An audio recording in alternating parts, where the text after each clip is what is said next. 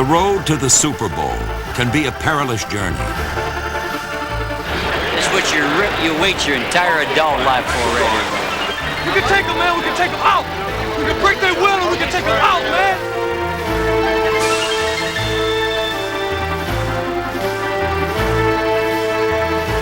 Now get after the ball. Tattoo somebody.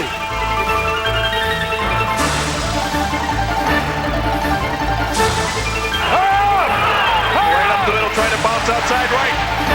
He's still on his feet. Up, over, in, touchdown!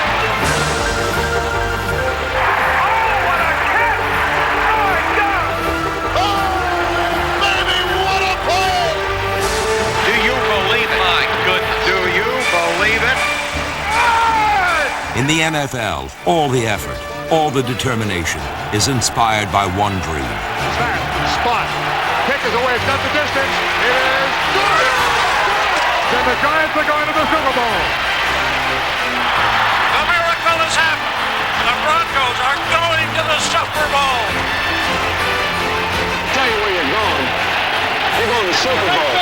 You know, he's going to the Super Bowl is where he's going. The Super Bowl is America's biggest game.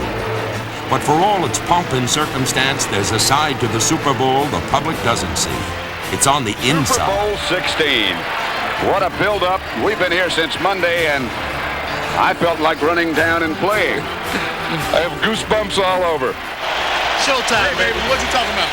Showtime. Talk to me. Showtime. Talk to me. This is about clashes on the field and conflicts on the sideline. How come you're sending my guys out there and it still ain't over? We're going to mix it up just like we have. Don't come off this field telling us what to do. All right? It's the story of great teams and the thrill of victory, and also rans and the agony of defeat. I tell you what, you guys want some more points. Don't try to run this up on us. They ain't raining. They gonna want some more. This is the ultimate inside look at the ultimate game. A game so big that even a war could not stop it. We want to be here because this is our country. We want to fight for it, and you know, our country is watching. Our country's taking care of us and making sure we get to see the Super Bowl. This is a part of America for us. This is the reason why we're here.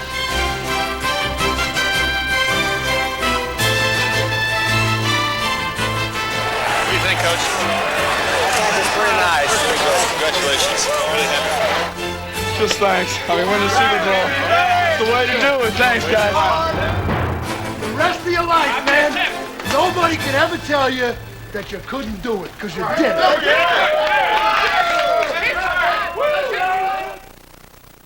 Hi, I'm Steve Sable.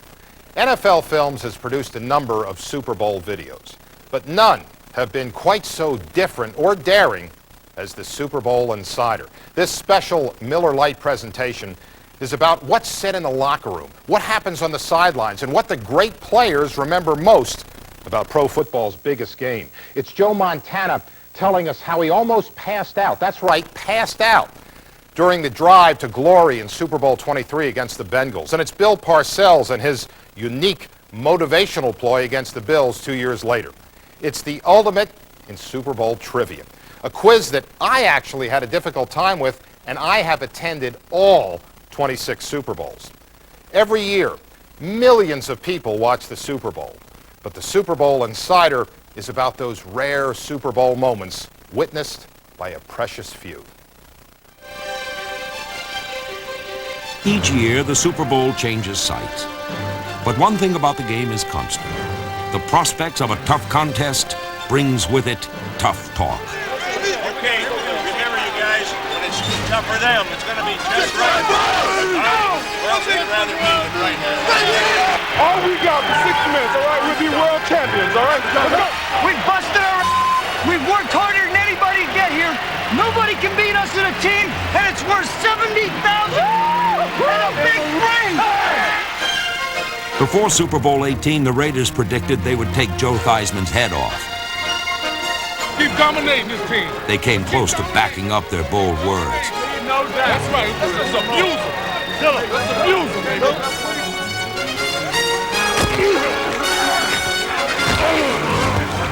But more often than not, loose lips can come back to haunt a Super Bowl team. Consider Super Bowl XXVI. The quiet, low-key Washington Redskins were a marked contrast to the cocky, strut-their-stuff Buffalo Bills. Oh, pump it up, baby. We're gonna make history today. They ain't that good, man, if we keep playing. But it was what Bills assistant coach Chuck Dickerson said about Washington's offensive line before the game that did Buffalo the most harm. Dickerson described Washington's offensive line, known as the Hogs, as fat, sloppy, and old. Those comments got back to the Redskins. I think that, a few of the guys that were evidently named or what have you on our football team, they got excited and wanted to prove somebody wrong or whatever, or so I think that's what happened. In Super Bowl XXVI, the Redskins' Hogs were anything but fat, sloppy, and ugly. In fact, their blocking was a thing of beauty.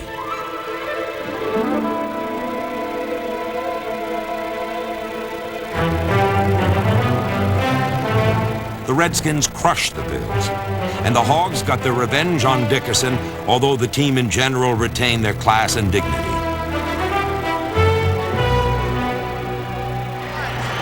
They shouldn't feel too bad. No. Hey, I understand it's a loss, but these guys have accomplished a lot in the last few years. We've accomplished a lot. We got our time coming. We got our time coming. That's right. Congratulations, man. Tough talk before a Super Bowl goes all the way back to 1966. The Kansas City Chiefs, the AFL champions, featured number 24, Freddie Williamson, known as the Hammer, for his questionable tackling methods.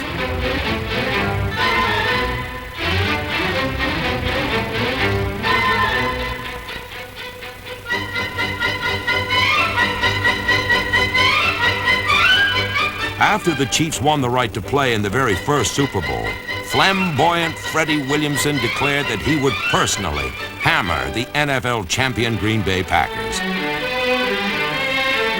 Against Green Bay, Freddie did get some licks in, actually knocking Packer wide receiver Boyd Dowler out of the game. But Dowler's replacement, Max McGee, went on to catch 2 touchdowns. Fake to Taylor. Starr shoots it, and it's a touchdown. Before the day was over, the Chiefs were soundly beaten, and it was the Hammer who got hammered.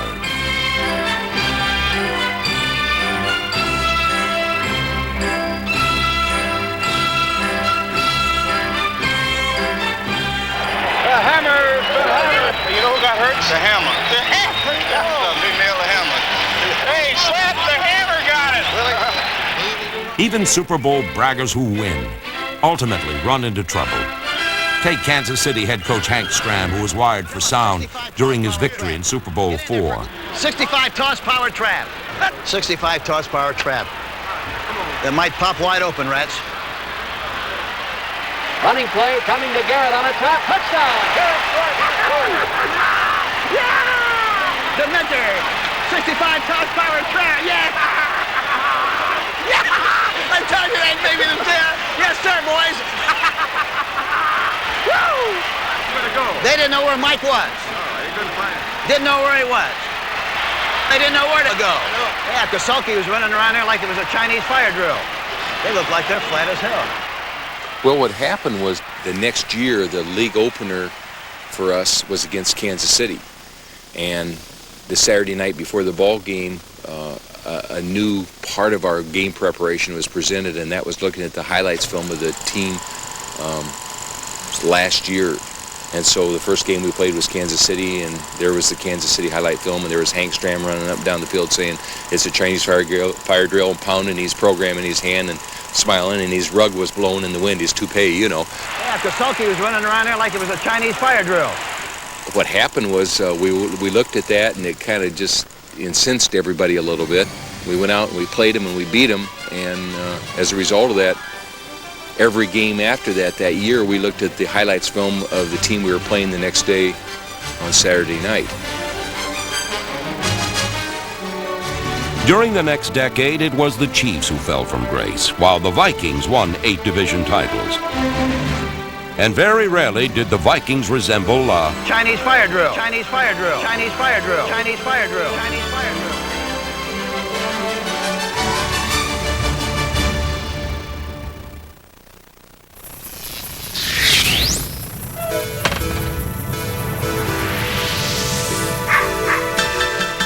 Come on, let me show you where it's at. Come on, It's a universal truth. Miller Lite's brewed from the start to be the one great-tasting beer that's less filling. It's everything you want a beer to be.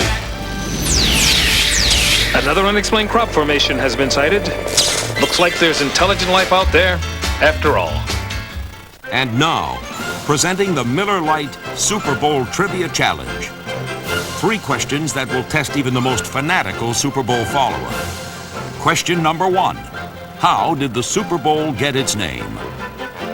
According to legend, the name Super Bowl came about when Chiefs owner Lamar Hunt saw his daughter playing with a Super Ball. Hunt did, in fact, coin the term, but it really came about during a league meeting in 1966. There was going to be an AFL champion playing an NFL champion, and there was sometimes confusion as to which game we were talking about. We were talking about the championship games, and should we have a week's layoff? And someone said, well, which game are you talking about? And I said, it just was one of those things that came out. I said, well, you know, the last game, the final game, the Super Bowl. take us to the Super Bowl. Take us to the Super Bowl. Super Bowl program. Find out what's hot. What's not. Super Sunday, what a day. I can't believe it. I can't believe it. It's like a dream come true. It's unbelievable. Question number 2. Who is the only player to intercept 3 passes in one Super Bowl? Super Bowl XV matched up the intense Dick Vermeil-coached Philadelphia Eagles with the cocky Al Davis-owned Oakland Raiders. However, it was Vermeil who predicted victory. We're going to beat these guys. We're going to beat these guys. We're going to beat Dick. Yeah. Unfortunately for the Eagles, the scouting report of the Raiders' fine defense failed to detect the sneaky presence of a linebacker who was once a 12th-round draft pick. Play fake. Back at Jaworski, but time to throw. He's got his bag. Here's one. Intercepted. Run, Mark. Oh, run. No. Throw it right to him. At first, Dick Vermeil was not really that upset. Ronnie, oh, you just throw it flat. Just threw it flat. He was in behind him. That's right.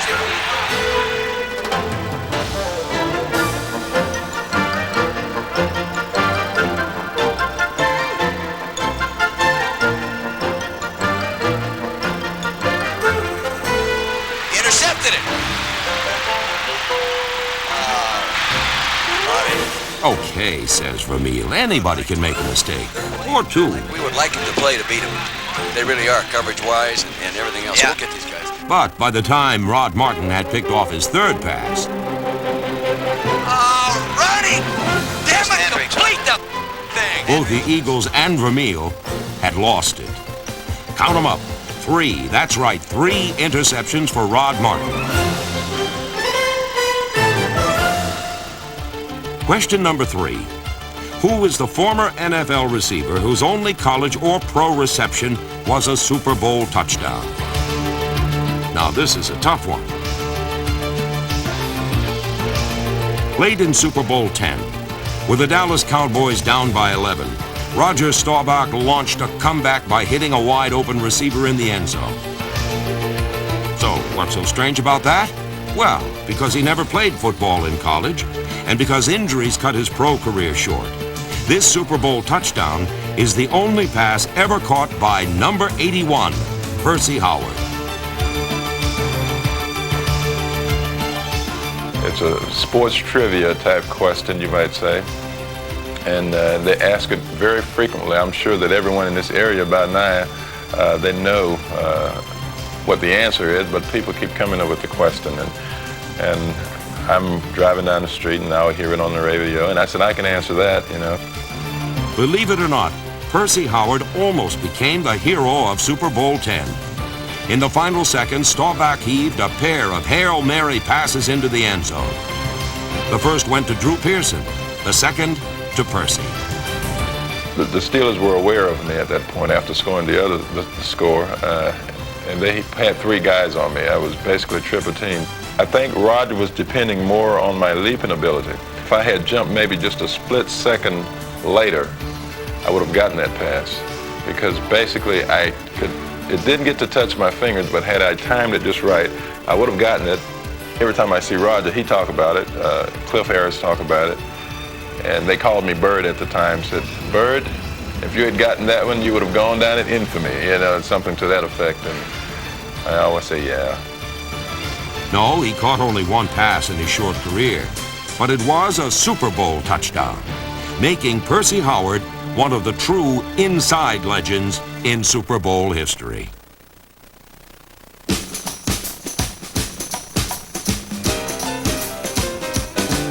Come on, let me show you where it's at. If you're open to a beer brewed from the start, to be the one great tasting beer that's less filling, there's one beer to open. Come on, let me show you where it's at.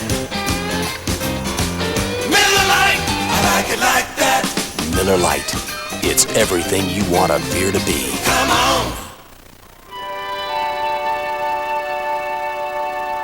For all those connected to a Super Bowl, game day preparation has many different faces. Such was the case with the 1990 New York Giants. During that season, Bill Parcells coached the Giants with his own brand of motivation that was often directed at offensive tackle Jumbo Elliott. See some power, Jumbo. Jumbo, I don't want you to get nervous, because that's not Michigan State down there. That's Philadelphia, okay, kid? Not Michigan State. I know if it was, you'd be real nervous. After their dramatic victory in the NFC Championship, Parcells decided to lean extra hard on Elliott in preparation for Super Bowl XXV. One of the things that we tried to do was to put just a little bit more emphasis on John Elliott against Bruce Smith. And so, of course, I had Lawrence Taylor, who practiced on the same side as Elliott all during the course of practice. And I told Lawrence kind of a little bit before practice, why don't you try to stir Elliott up just a little bit, so give me the opportunity to make a point during practice. You know, he told me, so listen, I want you to stir up something with Jumbo, get him going, you know, get him mad, get a fight with him. Well, you know, I'm not going to get in a fight with Jumbo. Hell, he's 325 pounds. But anyway, during practice, I started, you know, mouthing out at him and getting him all riled up, and I'll beat him this way and I would beat him that way. And then once Jumbo got really teed off, you know, he really mad. I mean, the guy got so mad that he called me every name in the book. I actually thought he was going to kill me. Elliott said that, you know, that Taylor was a jerk for doing that, and that gave me the opportunity to say, hey, John, maybe he's just worried about what you're going to do about Bruce Smith on Sunday. That last piece of motivation was enough to push Big Jumbo into the performance of a lifetime. Elliott totally dominated number 78, Bruce Smith, one of the NFL's great defenders, and the Giants pulled out an upset.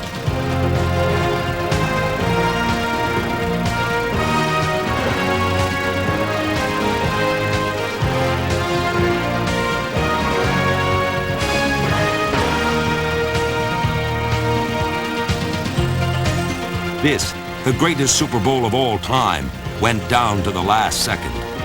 In a game where the margin of victory was so small, and the room for error even smaller, it may be that Bill Parcells and Lawrence Taylor's ploy was a deciding and inside factor in the Giants' triumph. He's going for a Get out of the way! Get the fuck here! The Pittsburgh Steelers, coached by Chuck Noll, achieved even more spectacular Super Bowl success by going beyond playbook planning.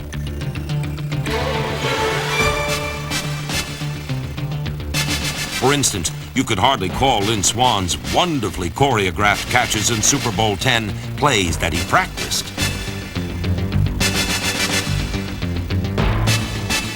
In fact, Swann's final catch, the touchdown bomb that clinched Pittsburgh's victory, was an audible called by Terry Bradshaw. The Steeler quarterback has not forgotten the call, but he has no memory of the play that prematurely sent him to the locker room.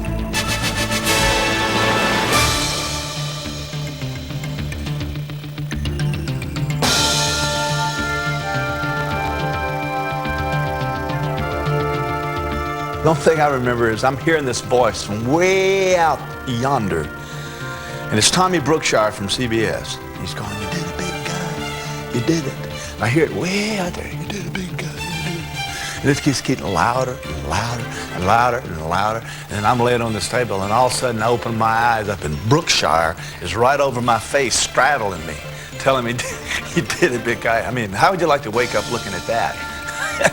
Oh, man, headache. Oh, God, horrible. I couldn't go to the party. They put me in bed. And, oh, geez, horrible. But I missed it. I would like to have seen it.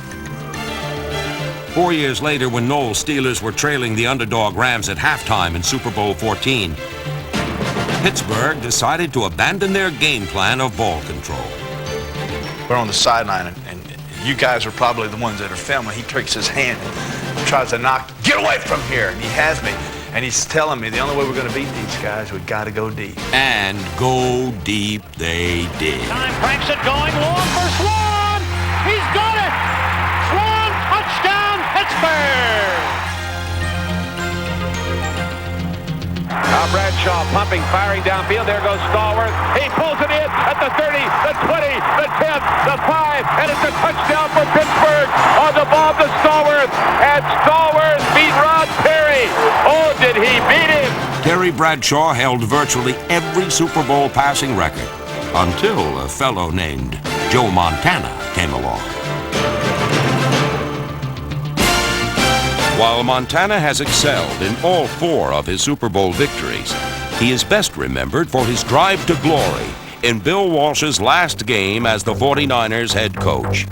Revealed here for the first time is the fact that Montana's outward cool directly contrasted some inside commotion.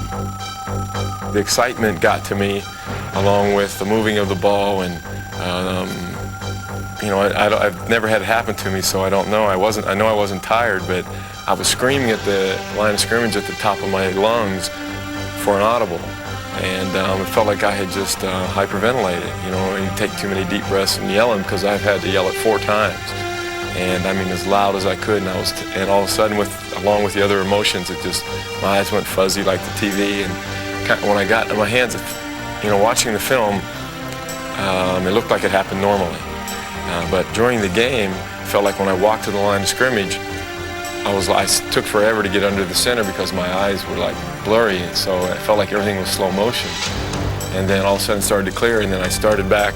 I snapped the ball and got the first 2 steps. I was back again like that, so I just turned around, and I knew Jerry was going to the sideline. I just threw it as far as I could, just so to make sure that I got it out of bounds. While things may have been fuzzy for Montana, it was very clear what was going on to Bengal head coach Sam Weish. Deja vu. Montana back to throw. Throws over the middle. A fight gets for right to the 20. He's down to the 19 for a first down for the 49ers. Another brilliant pass by Jerry Rice. He looks. He throws. He completes it to Craig. He's down to the 10. Coach, you're going to go. You know, it's to Rice now. At the 10-yard line. 39 seconds remaining. Montana at quarterback. In motion. Comes Rice. Back to throw Montana. Steps up, throws. Touchdown! For the touchdown. A 10-yard pass. 34 seconds away from it.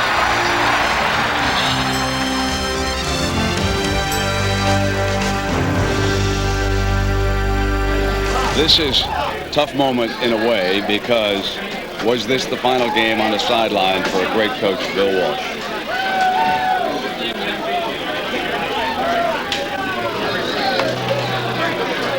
Emotional moment right now with the coach down here inside the locker room, Jack.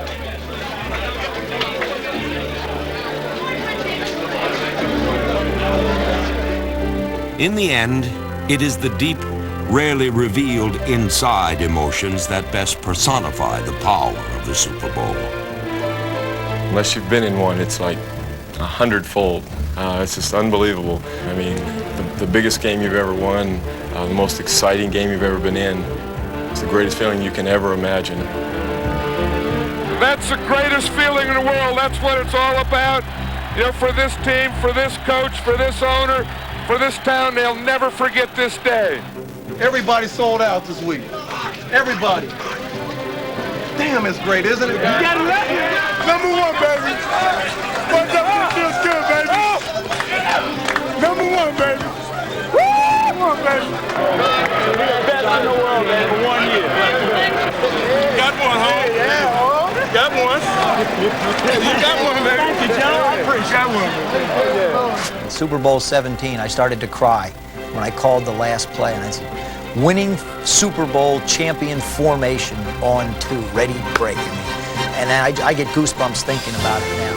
I don't think anybody can appreciate the emotion of that particular moment in an athlete's life when you are absolutely at the pinnacle of your career.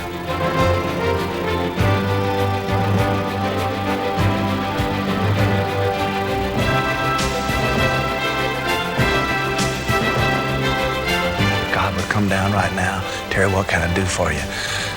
Send me and put me back in one Super Bowl and put me on the 1-foot line and give me 2 minutes to go and give me all 3 of my timeouts and give me my boys. And then let me hear my name over the loudspeaker. Let me hear the roar of the crowd. Bradshaw, Bradshaw. Let me have them booing on one side. Let me get in and call plays, see the eyes grow as I call these plays and talk to them. Let me feel the hair on my back crawl up. I mean, that's what the Super Bowl does to you. I mean, it's doing it right now to me. I mean, I could go out right now and play. I know I can play 2 minutes. Bradshaw is back. And he's going to Swan, and Swan makes a circus catch in the end zone. Unbelievable catch for the touchdown. From Terry Bradshaw's Steelers, to Mark Rypien's Redskins, to Joe Montana's 49ers, the Super Bowl will always be a spectacular celebration seen by millions, but with some great inside moments witnessed by only a privileged few.